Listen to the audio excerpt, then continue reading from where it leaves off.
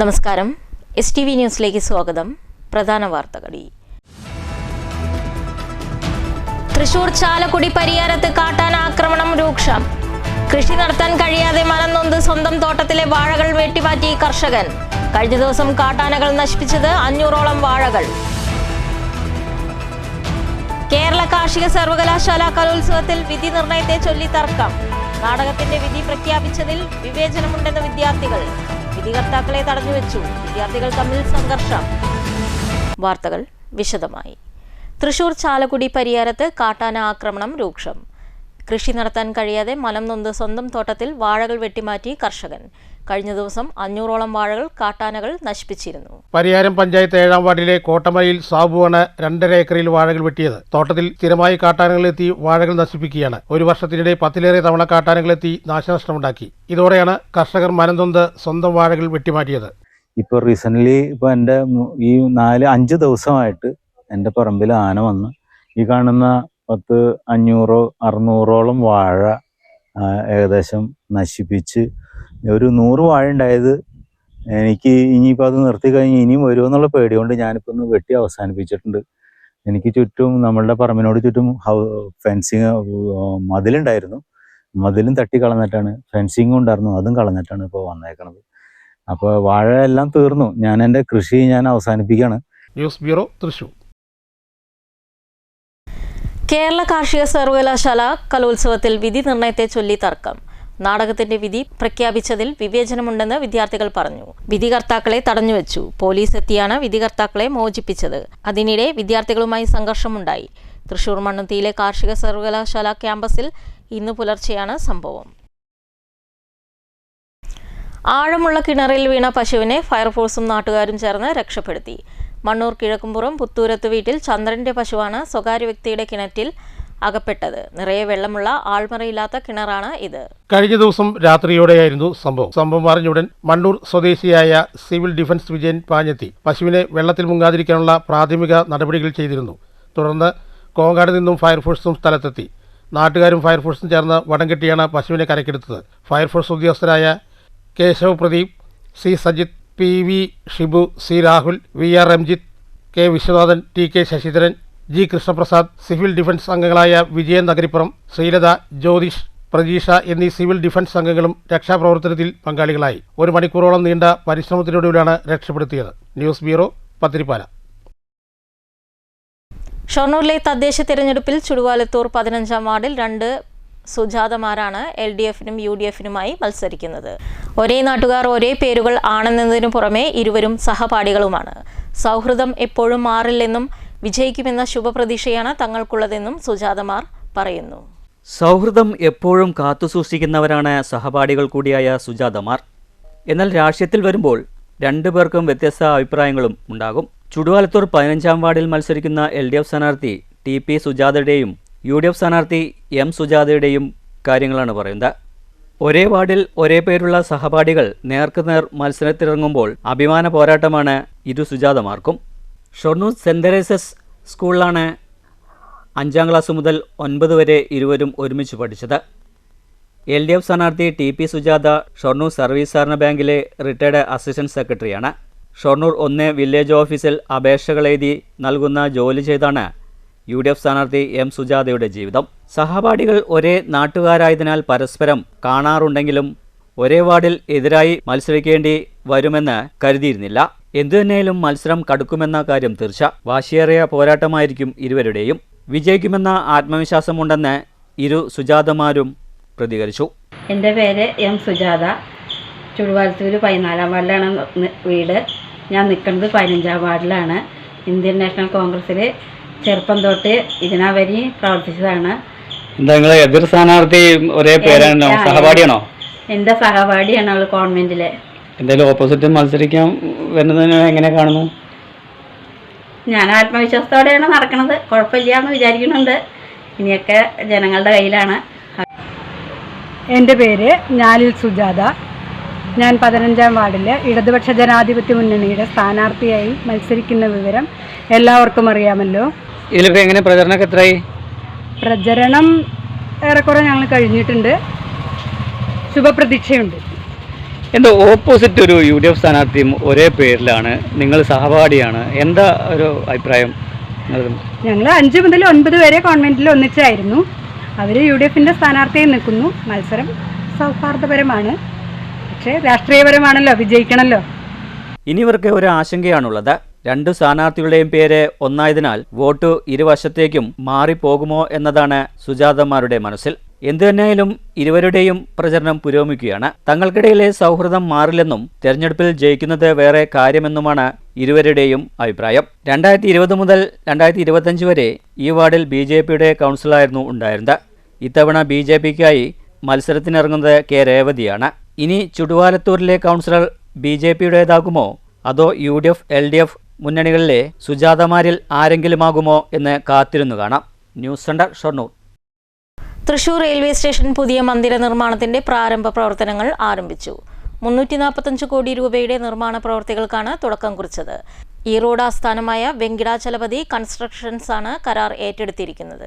30 മാസമാണ് കാലാവധി. പദ്ധതിക്ക് മേൽനോട്ടം വഹിക്കുന്ന ദക്ഷിണ റെയിൽവേയുടെ എറണാകുളത്തുള്ള നിർമ്മാണ വിഭാഗം എഞ്ചിനീയർമാരും കരാർ കമ്പനി ഉദ്യോഗസ്ഥരും കഴിഞ്ഞയാഴ്ച തൃശൂരിൽ വെച്ച് പ്രാഥമിക ചർച്ചകൾ നടത്തിയിരുന്നു. ഈ ചർച്ചയുടെ അടിസ്ഥാനത്തിൽ ദിവാൻജി മൂലയ്ക്കടുത്തുള്ള വാട്ടർ ടാങ്കിന് സമീപം മണ്ണ് പരിശോധന ആരംഭിച്ചു. റെഡിമിക്സ് കോൺക്രീറ്റ് പ്ലാന്റ് സ്ഥാപിക്കുന്നതിനുള്ള ഉപകരണങ്ങൾ വഞ്ചിക്കുളത്തിന് സമീപത്തുള്ള ഗുഡ് ഷെഡ് പരിസരത്തും എത്തിത്തുടങ്ങിയിട്ടുണ്ട്.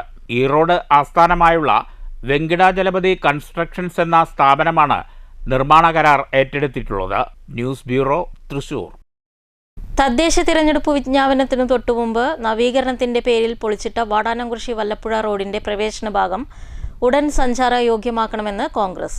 പട്ടാമ്പി MLAയുടെയും ഓങ്ങല്ലൂർ പഞ്ചായത്ത് 10ാം വാർഡ് ജനപ്രതിനിധിയുടെയും അനാസ്ഥയാരോപിച്ച് മണ്ഡലം കോൺഗ്രസ് കമ്മിറ്റി പ്രദേശത്ത് ജനകീയ പ്രതിഷേധം സംഘടിപ്പിച്ചു. വാടാനംകുറിശി വല്ലപ്പുഴ പഞ്ചായത്തുകളെ ബന്ധിപ്പിക്കുന്ന ബസ് റൂട്ട് ഉൾപ്പെടെയുള്ള പ്രധാനപ്പെട്ട പാത 2 ആഴ്ചയോളമായി പൊളിച്ചിട്ട നിലയിലാണ്. പഞ്ചായത്ത് ജനപ്രതിനിധിയുടെ വീഴ്ചകൾ ജനകീയ വിചാരണ നടത്തി കുറ്റപത്രം വായിച്ചാണ് റോഡ് തകർച്ചയ്ക്കെതിരെ കോൺഗ്രസ് പ്രതിഷേധിച്ചത്. 1 മാസം മുമ്പാണ് MLA ഫണ്ടിൽ നിന്ന് റോഡിനായി തുക അനുവദിച്ചതെന്നും തദ്ദേശ തെരഞ്ഞെടുപ്പ് മുന്നിൽ കണ്ട് പ്രവൃത്തിയുടെ ഉദ്ഘാടനം തിരക്കിട്ട് നടത്തി റോഡ് പൊളിച്ചിടുകയായിരുന്നെന്നും കോൺഗ്രസ് നേതാക്കൾ ആരോപിക്കുന്നു. ജനങ്ങളെ കബളിപ്പിക്കുന്ന നിലപാടാണ് തെരഞ്ഞെടുപ്പ് മുന്നിൽ കണ്ട് LDF പ്രതിനിധികൾ നടത്തിയതെന്നും ഇത് ജനങ്ങൾക്ക് യാത്രാദുരിതം സമ്മാനിച്ചതിനൊപ്പം റോഡിന്റെ പ്രവേശന ഭാഗത്തെ കയറ്റം വൻ അപകട ഭീഷണിയിലാണെന്നും കോൺഗ്രസ് കുറ്റപ്പെടുത്തി. തിരഞ്ഞെടുപ്പ് മുന്നിൽ കണ്ട വോട്ടിനു വേണ്ടിയുള്ള സമരമല്ല ഇതെന്നും ജനങ്ങളുടെ യാത്രാദുരിതം പരിഹരിക്കുന്നതിനുള്ള പോരാട്ടമാണെന്നും പ്രതിഷേധം ഉദ്ഘാടനം ചെയ്ത മണ്ഡലം കോൺഗ്രസ് പ്രസിഡന്റ് P. രൂപേഷ് പറഞ്ഞു. ഒരു വല്ലപ്പുഴയിലേക്ക് ബസ് സർവീസ് കൂടിയുള്ള റോഡ് ഇത്തരത്തിൽ പൊട്ടിപ്പൊളിഞ്ഞു കിടക്കുന്നത് ഓങ്ങല്ലൂർ ഗ്രാമപഞ്ചായത്ത് ഭരണസമിതിയുടെ വീഴ്ച തന്നെയാണ്. ആ വീഴ്ചയിൽ ഉത്തരം പറയേണ്ടത് ഓങ്ങല്ലൂർ ഗ്രാമപഞ്ചായത്ത് ഭരണസമിതി തന്നെയാണ്. കേവലം ഇലക്ഷൻ സമയത്ത് കൊട്ടിഘോഷിക്കപ്പെട്ട് MLAയുടെ 25 ലക്ഷം രൂപ ഫണ്ടുണ്ട് എന്ന് പറഞ്ഞിട്ട് ഒരു ബോർഡ് വെച്ചത് കൊണ്ട് മാത്രമായില്ല.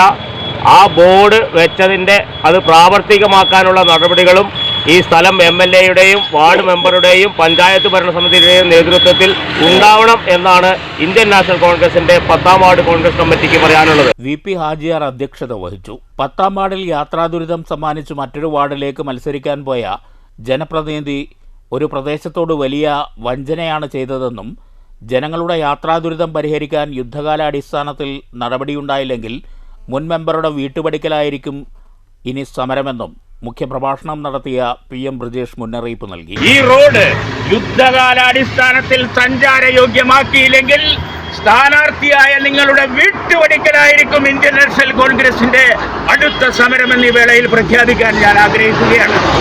ഇത് വെറുമൊരു മുന്നറിയിപ്പല്ല.